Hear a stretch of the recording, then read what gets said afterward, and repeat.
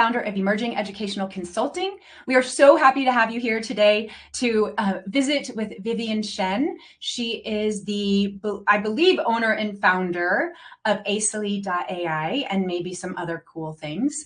My company, Emerging Educational Consulting, is a company that provides one-to-one mentorship for students from the beginning to the end of the college application process. We wake up every day to grow good humans. We have a really unique approach, and what better way to empower families than to give them information and education so they can make the best decisions as they guide their families through this incredible process of the college application. Vivian, I really just want to introduce you. I just got finished telling you that I have been stalking you for a little bit. As the world has shifted, I think it's been about a year, maybe a little over a year since AI, ChatGPT really became known to all of us as humans on this planet. It's been really exciting, and there have been some great opportunities, and it seems like you're all about that. So I just want you to introduce yourself, and then I'm going to ask you a whole bunch of questions. Amazing. Well, thank you, Laura. I'm so excited to be here and also share a little bit about myself and Acely with your community. So Acely is an AI tutor that helps any student ace their exams and get into their dream school. So specifically, we're focused on the digital SAT, and obviously there have been a lot of changes with the SAT in the last year or so. And then we also cover the ACT, PSAT, and APs as well. A bit about me. So I actually started the company back in 2017. And originally our iteration was that we worked with human tutors to teach kids STEM over Zoom. So that was sort of the big technology shift at the time, was that we were seeing a lot of folks starting to do classes remotely and things like that. And then obviously during COVID, everything really just accelerated. And then the next technology wave that we saw in late 2022 and 2023 was the advent of AI. And so we started building in this space and really taking a lot of our learnings from working with human instructors and tutors and students to sort of build that into our software. So what we always say with AI is that it is really about how you use it and making sure that you kind of take the best parts of human teaching and the power of AI and combine them. And so for Acely, we actually integrate a lot of human instructors into the vetting process for our content. And then we use AI to actually develop the content and then also sort of provide an interface for students to get on-demand help where they need it. So yeah, I'm really excited to share more. It is pretty exciting. Traditional test prep has been around for a long time. Do you see the old model of test prep as not as relevant or maybe broken? And how is AI kind of filling that gap? And what are the results you're seeing? Great question. So to a certain extent, yes and no. So obviously, test prep has really just depended on the resources of a given family. So I've seen everything from people who have completely self-studied for free using Khan Academy and a bunch of other amazing tools, up through students who have a dedicated, $200 an hour tutor that works with them 5 to 10 hours a week, and they can do that for a year or two. And it's a really different, experience if you're having that free resource that's purely online without any human instruction, through to having that live tutor who is super personalized to you and knows you really well. Somewhere in the middle, there's, these bigger boot camps or like recorded sessions and that kind of thing. And so what we're really trying to do is bring that experience that sort of used to only be available for folks who could afford really expensive classes to a wider group of people, because, everything that we've seen is essentially that one-on-one or live instruction is one of the best ways for students to learn. So how do we kind of scale tutors so that they can actually work with more students, and then also we can bring that experience to more people? And so the way that I see, AI changing tutoring or, test prep specifically, is that it can basically democratize a lot of what we're offering and allow tutors and parents and everybody in between to just have a better relationship with their students, and also provide them feedback or support whenever they need it. A lot of the way that we work with people is that they still have a live session that they do with a tutor, but then if they need help in the time where their tutor is not with them, where can they actually turn to? And that's us. So we kind of see that as sort of getting students full coverage whenever they need it, and then also expanding the number of students that we can work with. That's great. And the one of the questions I asked, but I'm glad I get to ask it in a different way, is what are the results you're seeing for students? Like if they take a baseline and then they do work through with Acely. What are the results that you're seeing, and are they different than people who are not using this kind of a program? Of course, yeah. So we've had over 20,000 students use Acely, and on average, they're seeing 200-point score improvements on the SAT or more. And really, what we've seen is that that kind of score improvement for a lot of folks is only available if they work one-on-one with a tutor very extensively. And so we've been really excited that we've been able to democratize that a little bit more. Obviously, if you're also starting at a lower point when you originally take your baseline, if you're starting at around 1,000 or 1,200, we've also seen more gains out of that. But it's really exciting because I think a lot of the comparable, alternatives that we've seen out there, really only working with a person one-on-one live is sort of the comparable score improvements that we've seen. So we're really excited that, with this number of students, we've been able to see that improvement. How does the AI tutor in Acely adapt to individual student needs? And how I guess that's really the big question, is with the digital SAT now being adapting to students, how is the test prep doing the same thing? And I know we don't have time to do a whole demo. I'm sure we can figure that out later, but I'd love to just see if you could describe it. Great question. So yeah, obviously now with the SAT being adaptive, a lot of the tools that students use to prep should also be adaptive.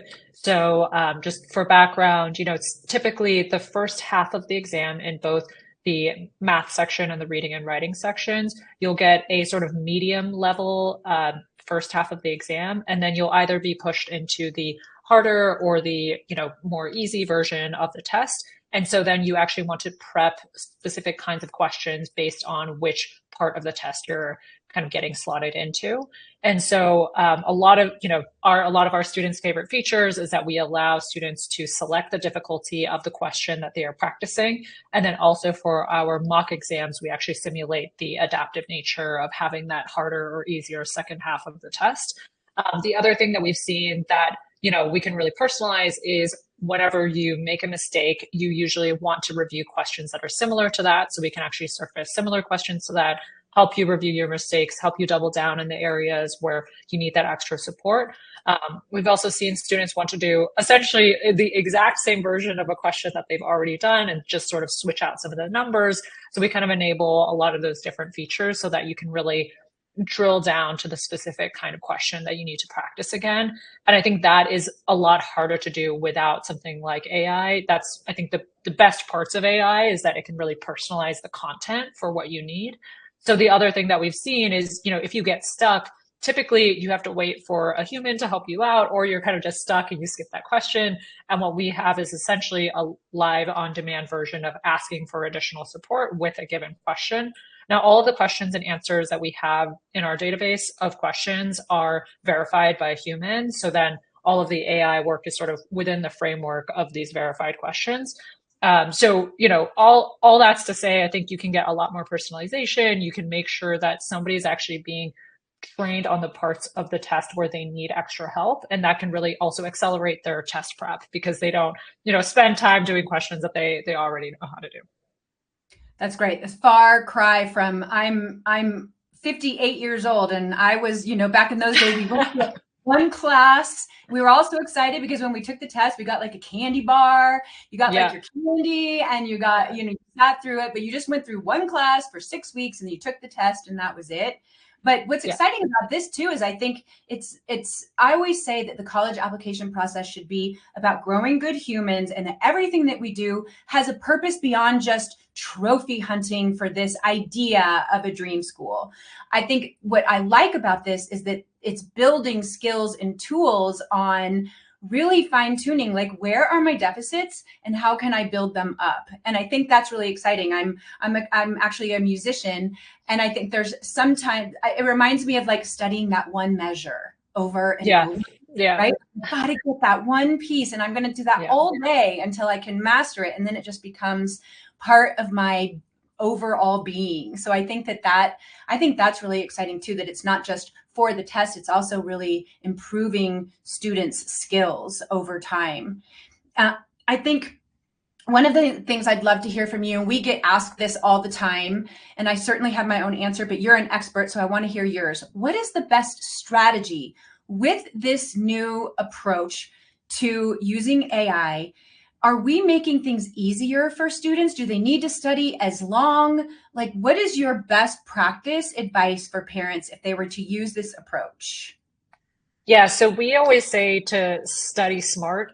I think that I've seen over the years in my experience in school and studying, and then also as a, teacher later on, that you can spend 5 hours studying and have very different outcomes based on those 5 hours, right? Like there are people who can study for 1 hour because they just take mock exams from previous tests that are exactly like the tests that they will be taking. And they're going to be super efficient with how they study versus somebody who spends 5 hours just rereading a textbook that they kind of already know and not doing any actual practice. So I don't, I think for me, what I see a lot of people saying is, oh, with AI, like, are students actually, are they cheating now, or is school too easy? And like, what's going to happen with education? But my view is just that AI is another superpower that, people need to learn how to use and can also sort of tailor to what they need to do to be more efficient with their studying and also focus on the right areas. I would prefer it if every student only had to be in school for 2 hours a day, and then they could spend the rest of their time, building cool projects or, working an internship, working a part-time job, something like that. I think that's going to prep them actually a lot better for later life. And so what I've been really excited about is that AI has allowed a lot of students to just double down on the places where they're really interested in studying. They can get a live answer to any question that they have in real time. So stuff like that, I call it an AI optimist. I think there's so much really cool stuff that's going to happen in education. And we can sort of hopefully pull out those hours where students are really bored or they're just in a big lecture that's not personalized for them and really help people focus in on the places where they're excited or they need extra help. Wow. I love the way you're talking. That is coming from a progressive education background and as an educator, that kind of thinking is music to my ears. Let's talk for a second about just testing in general. Wow. I mean, I don't know, but there might have been a minute there where you might have panicked. Like, oh my gosh, test optional is going to happen everywhere. And I think a lot of students were really relieved by that. Mm-hmm. And I think a lot of admissions directors and consultants were relieved a little bit by the test optional. And clearly a lot of the testing is coming back as required. Mm-hmm. And can you just speak to like your opinions about that and what your opinions about just taking the test? And then I want to move to AP conversation. Yeah. I mean, this is, I think, obviously a somewhat controversial topic. One personal story that I have is my parents were born in China and they were, not from very well off families. And basically the outcome of one test really improved their life outcomes. My dad was able to come here and study in the US and, make a life for us here because of the outcome of one exam, basically. And it was actually a very democratizing exam because you can, of course, pay for test prep, but there's sort of only a range in which you can improve to a certain extent. And he, with free resources, was essentially able to test into one of the best universities in China. So for me, I see tests as a very democratizing tool if they're used properly. I see a lot of students who don't submit their test scores because they don't think they're very good scores, but given the context of the school that they came from or their socioeconomic status, they actually have an amazing score. And that's something that these top colleges also want to see. And so I think right now, my view is just that there needs to be more education on what a good score is and that, getting the best score that you can, but then understanding that it's going to be taken in the context of everything that you've come from is really important. But I understand. I mean, I think test taking can feel really overwhelming because it seems like so much is just based on one number. But, students have the opportunity to practice for it and also take multiple exams. And it's really considered holistically still. So in a lot of ways, I think that's what's better about the US system than some of these other systems where it's just tests. But sort of having that as one component of the package, I think is important. The other thing that I get told a lot, but I don't exactly agree with, is that there are other parts of the application package that are more democratizing. And I actually think that a lot of those other pieces are more easy to game for folks who have certain resources, right? If you think about who's doing all of these extracurriculars, like if you think about these very expensive sports that students are playing, not every student's going to be able to go and play squash or go and do sailing, right? And there are specific recruiting programs for those. Or with essays, there's a lot of people who can afford a really expensive essay tutor and that kind of thing. Versus for tests, actually, you can do as much practice as you can, but again, it's going to be within a band of sort of the base level of what you can get to. And so to me, tests are one component we should include. And I understand that they're not everything, but sort of incorporating that again has been really important. And my final piece on that is just I've seen that a lot of people are starting to push back too on all of the grade inflation that we're seeing in a lot of schools. So even, you know, the GPA number that used to be something folks could fall back on as a quantitative measure has been tough for people to get their arms around now as well. And, you know, a GPA from a large inner city public school is going to be very different from a small private school, you know, in the suburbs of a very wealthy area. So we're sort of seeing a lot of changes there, but net, I think it's a good thing to have more data for the admissions counselor and not sort of overthink it, because what you think is not a good score might actually be an amazing score. You know, I just had an aha moment. Our practice, we serve all kinds of students, but we do really, really well with neurodiverse students. Mm-hmm. And I think what's interesting about combining a test prep AI that's so individualized on kind of the deficits and really fine tuning those is amazing for some of our neurodiverse students who maybe have some of, you know, more Bs because they're juggling 5 classes or 6 or 7 classes sometimes. And they certainly can do it, but it's the executive function that's getting in their way. Mm-hmm. It doesn't mean they're not college ready or college bound or any of those things, but their GPA might not be as high. But with this kind of testing prep, they're able to shine in that arena and be able to kind of compensate for that. And then actually that brings me to some of the AP, because I think a lot of us in college consulting who've been in the field for a long time, I mean, AP exams weren't really that big of a thing 15, even 10 years ago. And I think since COVID, that was kind of the one thing that was that that distinguisher from that grade inflation to like, I really know this content. So I have more and more students than ever who are very anxious and excited to study for their AP exams. And I think you have created a product that is pretty unique. And I'd love for you to talk about that for a second. Yeah, so you know, for Acely, we also support AP exams, and to your point, we have been seeing a lot more students taking on a ton of APs. I've seen some sort of unsustainable numbers. Like I think I met one student who had taken 20 AP classes or something in their time in high school because they had self-studied for a lot of them. And I think that my view is, you know, the more things that we can offer for people, the better. To a certain extent, I don't love that it's becoming a bit of an arms race of how many APs you can take. And, you know, that I have certain feelings about, but at the same time, you know, the way that we practice for the SAT should be very comparable to the AP as well. You know, there's all of the additional practice that you're doing over the course of the year in your classroom, obviously, but when it comes down to the test, there's just sort of a way the test is written or a way that you prep for it that can help if you really just drill down in the areas where you need extra support. And so that's sort of the question banks and the tutoring portion that we also have for the APs, the AI tutoring portion. Right.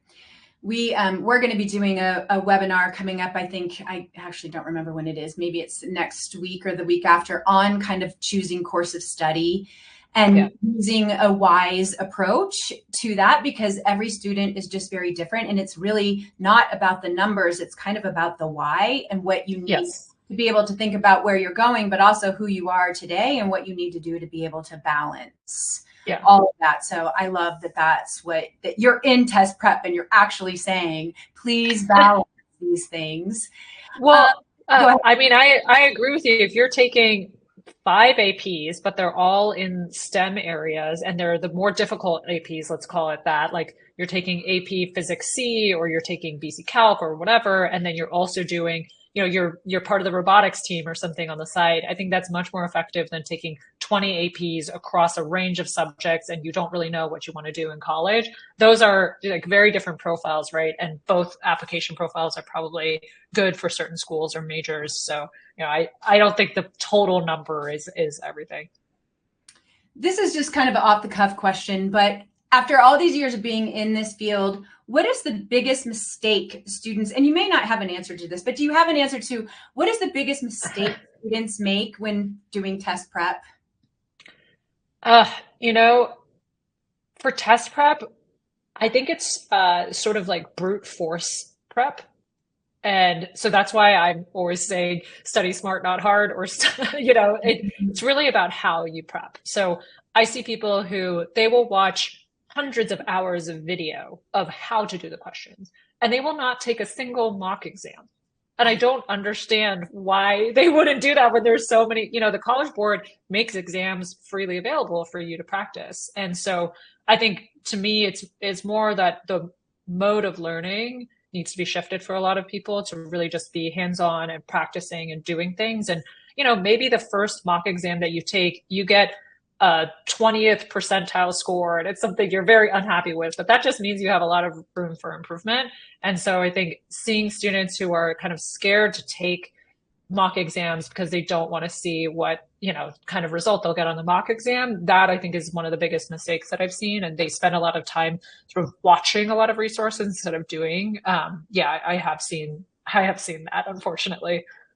How many does Acely have mock exams, and how many would a student like? What would be best practice for?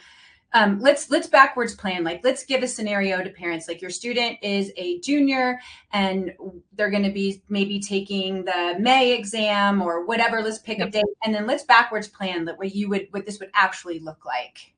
Yeah, so a great question. We have 20 exams available on Acely and about 6,000 practice questions in our question bank. And the College Board also offers a number of official practice exams as well. So typically what I recommend is, depending on the starting score of the student and what score they want to get to, I usually say 3 months minimum is sort of the prep time that students should be doing if they are a junior. If they are a freshman or sophomore, then I've seen up to a year or even 2 years of practice be successful.